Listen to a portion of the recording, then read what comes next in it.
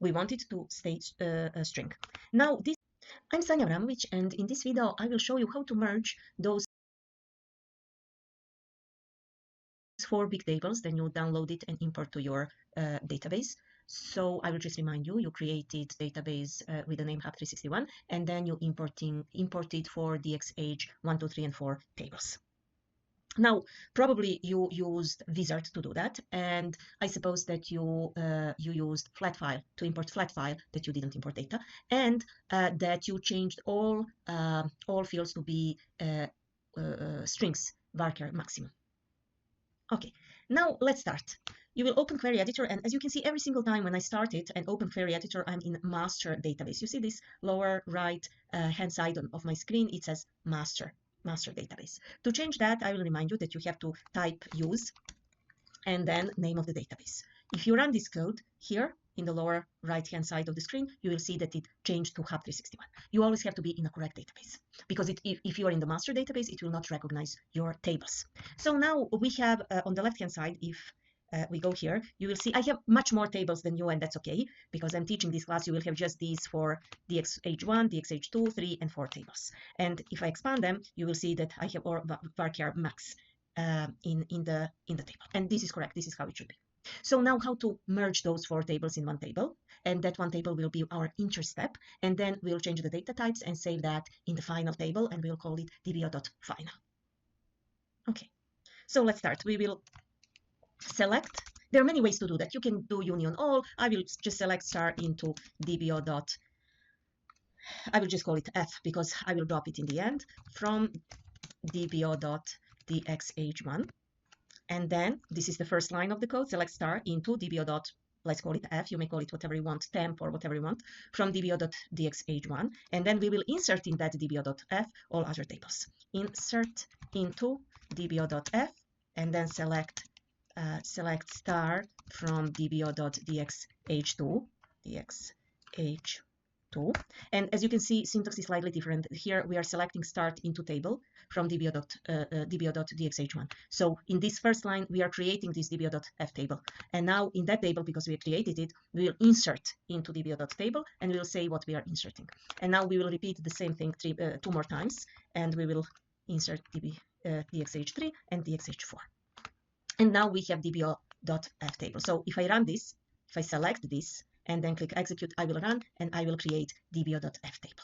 Now, when I finish with that, it will take some time, so I will not run it now, because it will probably take 10, 20 minutes, maybe half an hour to hour, it depends on your computer. Now I will change the data type. There are many different ways to change the data type, and I will show you, let's say, several of them, but let's start with, I will explain in this first one how to do that, and then I will open another query window and I will show you how to change in the other way data types.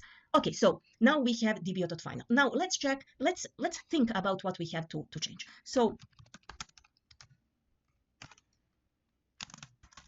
ICD9, this is better to do it like this. Always put comma in the beginning, comma h at dx. I will show you one more thing. If you say here from dbo.f, it will allow you to, you see, to add age. It will suggest you what to take as a field.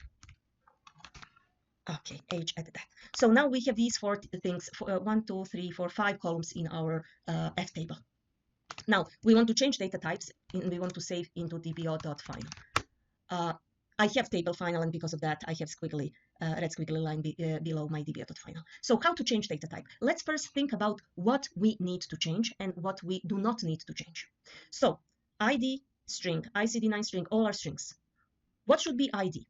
ID always should be an integer, because all IDs are actually our primary keys, and we should think about ID as an integer. So I want to say select ID, and I want to cast, that is one command that we use, or convert. So cast or convert will do the same, ID, and then we will put in parentheses ID. As you can see, it will suggest you, it will explain you how command cast work here. ID as integer, and now we cast ID. It will still give you an error message, because when you're saving into a table, every single line has to have, every single column has to have its own name.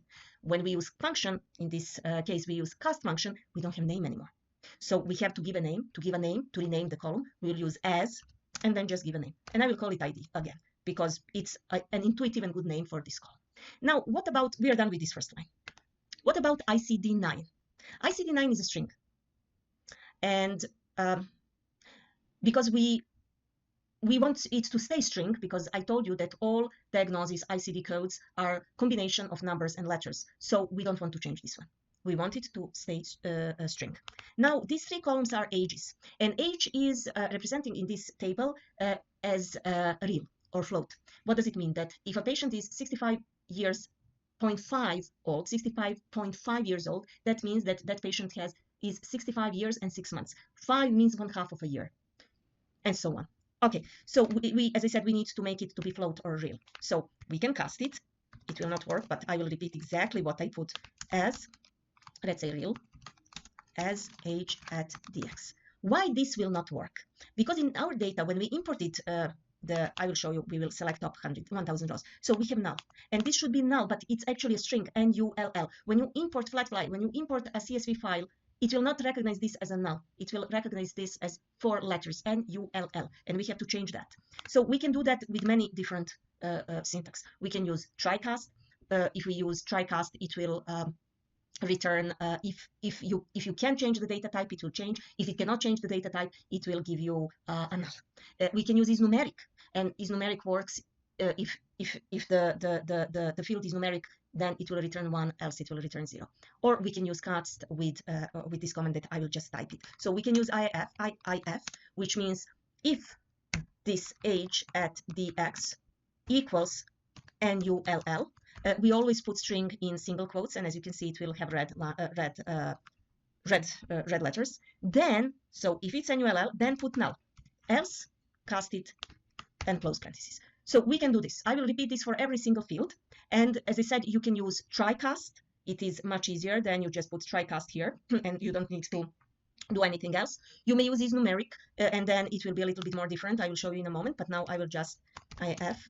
So if is always that like case when this is null, then null, else cast it as a real. So it's the same syntax. This is just a little bit age at first dm. This one is just a little bit less typing. Then it equals null, single quote, null, then null, else age at else cast age at first dm as real, close both parentheses. You see, when you close parentheses, it will show you which one is closed. When I hit first one, it showed that this cast is closed. When I type the second one, then it closes this one as well. And it needs a name as age at first dm. And the last one is age at death. Age at death equals null, then null, else cast age at death as real, close both parentheses as age at death. And we are done. So when you select this, it will actually create the dbo.final table, and you will have correct data types in that table. I have just to mention, so ID, our ID is ID of the patient. ICD-9, as we said, is diagnostic code. Age at dx is the moment in time when this patient with this ID is diagnosed in hospital with this diagnosis. So it is our date of encounter or date of diagnosis or date of primary diagnosis. So that is age at dx. Because we have to remove sensitivity from this data set, we couldn't give a real date because dates are highly sensitive data points. So we change them in age. Age is not sensitive. Age at first diabetes is minimum diabetic diagnosis for this patient. It is possible that patient never had diabetic diagnosis, and it is okay to be null. Similar with age at death. Age at death is date when the patient died, and it's absolutely okay that we have alive patients so that we can work with alive patients. Majority of our patients are alive, but we have for some of them date of death. Okay, with this code, I will finish this video. I will remind you to how to do that after we finish our database design section, because you will need to keep these tables because you will work on data cleaning assignment, which will come after that. So when you create dbo.final, please do not drop that table. When you create dbo.final, you may type this drop table dbo.f. We don't want to save this table. We want actually to remove this inner step, but we want to save our final table.